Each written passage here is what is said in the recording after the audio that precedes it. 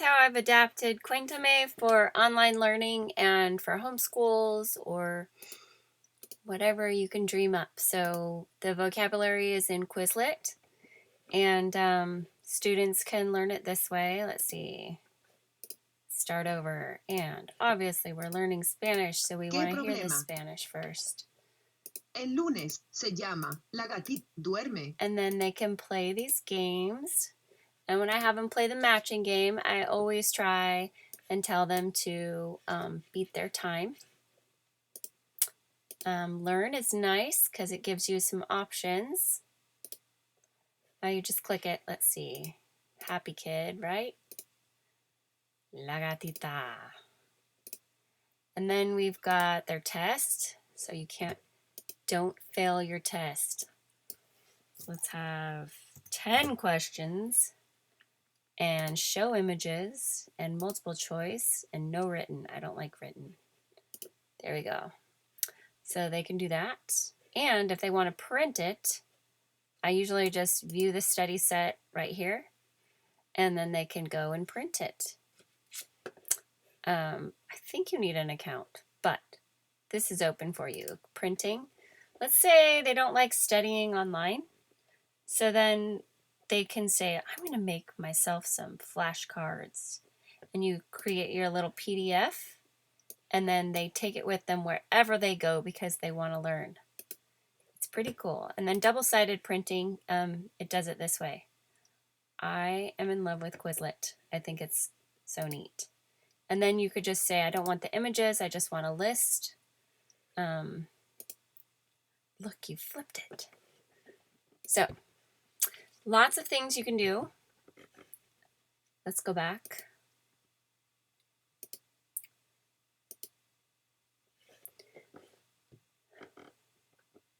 Okay. Dun, dun, dun, dun.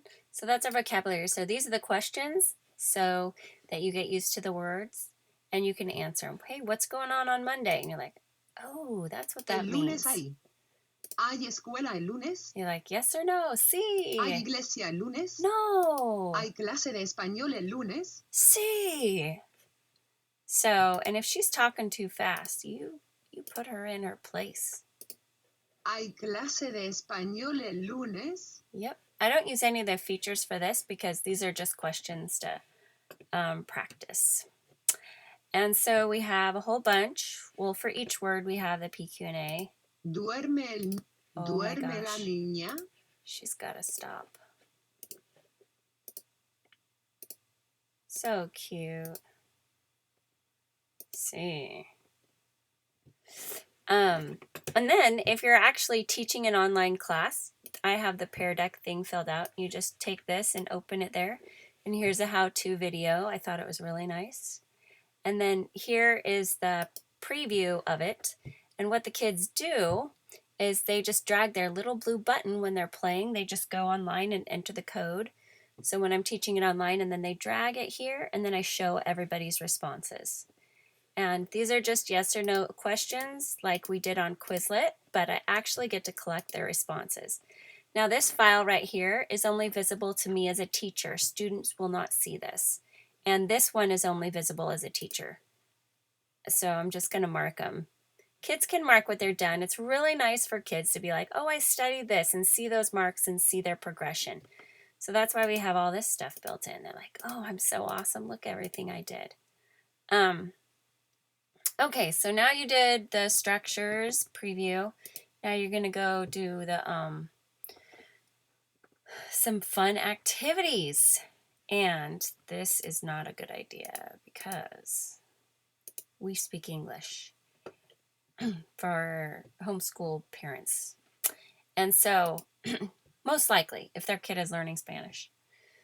So these are some ideas you can do. And I took this from a PDF or a website. But the reason I put it in Quizlet is because I want to mark that I did it. And then I'm like, oh yeah, I did this one before. So I can keep track with all my stuff and see what I like to. So, let me just open it and show you. In case you can't see it, just click on View this study set and you can read the whole thing. You can also see where I got it. This is free on Quizlet. It's not hidden on our website. And then this is the teacher who put it together. And she also put together the URLs for other teachers when she referenced them. So you can go right to those websites too if you want to read more.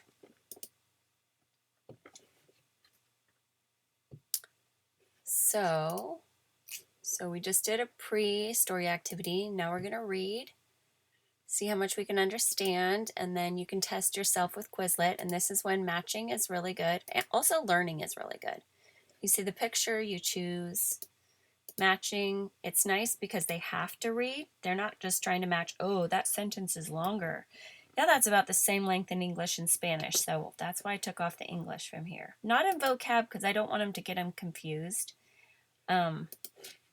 And then we have the post-story activities. And then we have some games. And kids can do this on their own, or I do it with my online students. So you can change the amount of pairs that you're doing. If they don't know what word comes next in this activity, they can turn the fabulous text-to-speech on as a prompt. Hay una gatita. And then they're feeling all awesome because they can do that. And then we have some mini stories that come with the words. I didn't do a lot of those because I don't know how many people are going to spend this much time. I think they'd want to do the story, but anyway, there are mini stories which you can read and play games with. I think just the first chapter because I was like, So you let me know if that's too much.